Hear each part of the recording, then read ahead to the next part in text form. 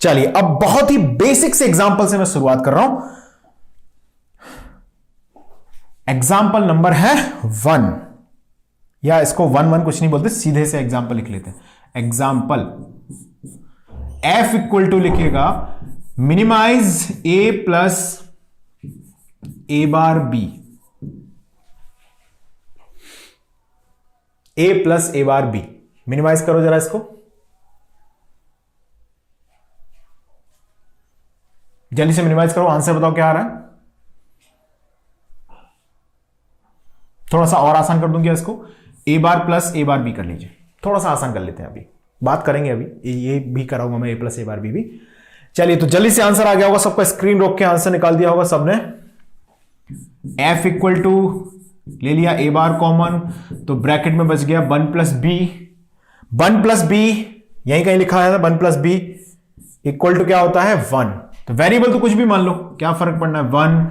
तो आंसर कितना आ गया, f इक्वल टू आ गया a बार। f इक्वल टू आ गया हमारे पास a बार। कंप्लीट है ये। चलिए अब हम बात करते हैं नेक्स्ट क्वेश्चन की। क्वेश्चन पढ़ लें ध्यान से। Minimise the following logical expressions. इन लॉजिकल एक्सप्रेशंस को मिनिमाइज करना है आपको। तो इसको समझने के लिए एक बहुत ही बेसिक क्वेश्चंस को मैं पहले डिस्कस कर लेता हूं, है ना। बहुत ही फंडामेंटल क्वेश्चन को हम डिस्कस कर लेते हैं पहले।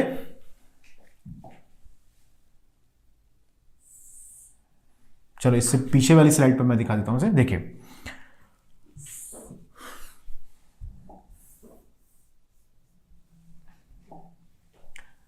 एक सिंपल सा एग्जांपल मैं ले लेता हूं यहां पर।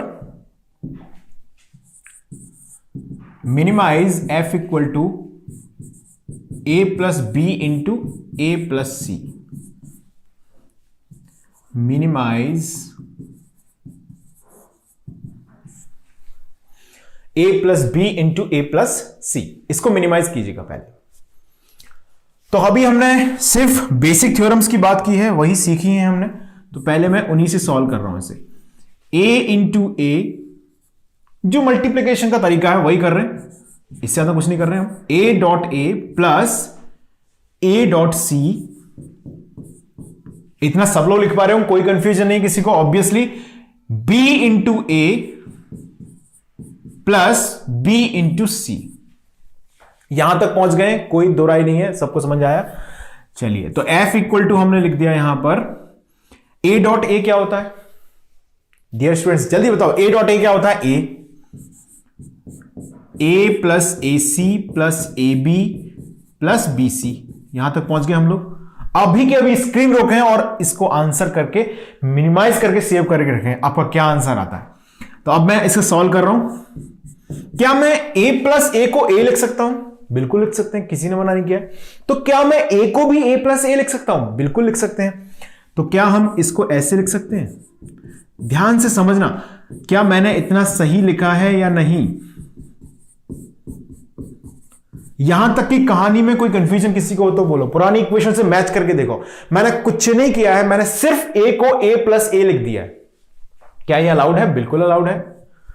बूलियन अलजेब्रा में a प्लस ए का मतलब a ही होता है, तो ऐसा लिख सकता हूं मैं। अच्छा, ऐसा लिखने से अगर मुझे कोई नहीं रोक रहा है तो इसका मतलब है a यहां से मैं कॉमन ले सकता हूं, बिल्कुल सही बात है, कॉमन ले सकता हूं। प्लस अब हमने क्या किया, जल्दी से बोलो, यहां से भी a कॉमन ले लिया, तो बचा क्या 1 plus B plus B C, ये बच गया। और 1 प्लस सी 1 प्लस ए मतलब क्या 1, यानी कि f इज इक्वल टू आ जाएगा a प्लस, अब ये तो 1 हो गया, ये कितना हो गया 1, ये कितना हो गया 1, तो a plus a plus B C. अब a प्लस ए को क्या लिख सकते हैं, a लिख सकते हैं। तो f इक्वल टू आ गया finally a plus B C. f equal to कितना आ गया, a प्लस बी सी। ये हमारे लिए बहुत इंपॉर्टेंट है। इसको एक फॉर्मेट से लिखा दिया गया, ये लिखा सबने, देखिए मतलब कहने का क्या है, इसका आंसर क्या है, a plus B into A plus C. क्या मैं ये बोल सकता हूं, जरा बताना मुझे, क्या मैं इतना बोल सकता हूं, मैंने क्या लिखा है यहां पर, a प्लस बी, ये लिखा ना, इंटू ए प्लस सी। ध्यान दो सब लोग, ध्यान समझो, बहुत आसान ऑब्जर्वेशन की बात हम कर रहे हैं। अब इसमें कंफ्यूज मत होना बाद में, क्योंकि इस पर बेस्ड मैं बहुत सारे क्वेश्चंस कराने वाला हूं और आपके एग्जाम में भी आएंगे, तो जल्दी से आप आंसर कर पाएंगे। ध्यान दीजिए, I am going to discuss the distribution theorem. Distribution theorem को लिंक कर रहा हूं मैं इससे, समझना ध्यान से। सो बी केयरफुल, है ना, अलर्ट रहिए, ध्यान सुनिए आप लोग, समझ में सब आएगा। ये मेरी जिम्मेदारी है, ध्यान देना है, ये आपकी जिम्मेदारी है। क्या मैं ऐसा बोल सकता हूं, a plus B into A plus C is equal to A plus B C. इसको आप याद रख लें, ठीक है। और इस एक्सप्रेशन का ही नाम है, इस एक्सप्रेशन का ही नाम क्या है, डिस्ट्रीब्यूशन थ्योरम। यानी कि अगर मैं लिखना चाहूं तो इसे लिख सकता हूं fourth theorem. This is nothing, this is fourth theorem called distribution theorem. क्या बोलते हैं इसको, distribution theorem. A plus B into A plus C, this is distribution theorem. अब थोड़ा सा इसी फॉर्मेट को, इसी रिजल्ट को मैं जनरलाइज्ड करके लिखता हूं। देखिए जनरलाइज करके कैसे लिखूंगा मैं, क्या मैं इसको, यानी कि ए को वेरिएबल 1 मान लूं, किसी को कोई आपत्ति नहीं है, इसको मैंने 1 मान लिया, बी को मैंने 2 मान लिया, ए को हमने 1 माना हुआ है ऑलरेडी, और सी को हमने मान लिया 3। ऐसा मानने में कोई परेशानी नहीं है किसी को। ए को मैंने 1 माना, बी को मैंने 2 माना, ए को मैंने 1 माना, सी को मैंने 3 माना। तो क्या मैं इसको ऐसे लिख सकता हूं 1 2 3, यानी कि आप लिख सकते हैं थोड़ा सा जनरलाइज्ड फॉर्म की अगर मैं बात करूं तो क्या मैं इसको ऐसे लिख सकता हूं, देखना जरा, 1 प्लस 2 इंटू 1 प्लस 3,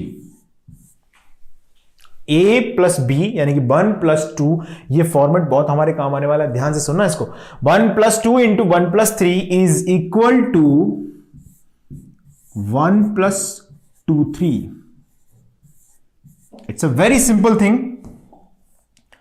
लेकिन समझ में आना क्या है, बहुत लाजिमी है। यह दूसरी बात है जो आपको याद रखनी है यहां पर डिस्ट्रीब्यूशन थ्योरम में। इनफैक्ट आपको यही याद रखना है, 1 plus 2 into 1 plus 3 equal to होता है 1 प्लस 2 3। कोई परेशानी नहीं है इसको याद करने में, याद हो गया होगा। चलिए अब हम इसको यूज करते हैं, किस तरह से इसे यूज करना है क्वेश्चंस में। दिस फोर्थ थ्योरम हमने डिस्कस की, नॉट एंड और के बाद फोर्थ थ्योरम है डिस्ट्रीब्यूशन थ्योरम। तो ये थ्योरम भी मैं समझता हूं कि आपको याद रखनी ही चाहिए। 1 plus 2 into 1 plus 3 equal to 1 plus 2 3। कई बार तो हम इसको लिख के इसे लिख देंगे, कई बार आप देखना क्वेश्चंस में इसको लिख के इसे भी मैं लिखूंगा मिनिमाइज करने के लिए, समझेंगे जब क्वेश्चंस आते जाएंगे।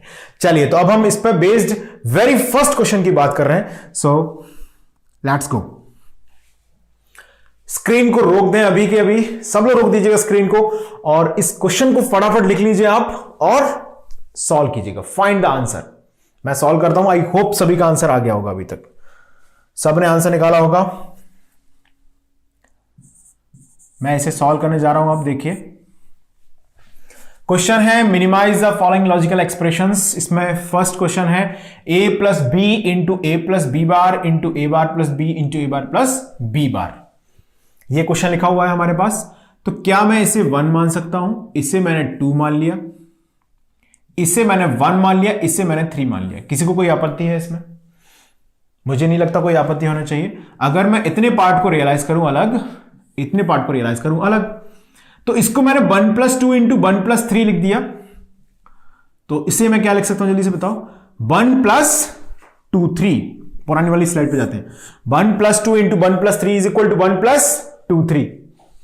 अगर वापस 1 प्लस 2 3 यानी कि a प्लस यहां पर क्या दिया है 1 + 2 × 1 + 3, तो मैं क्या लिख सकता हूं 1 + 2 × 3।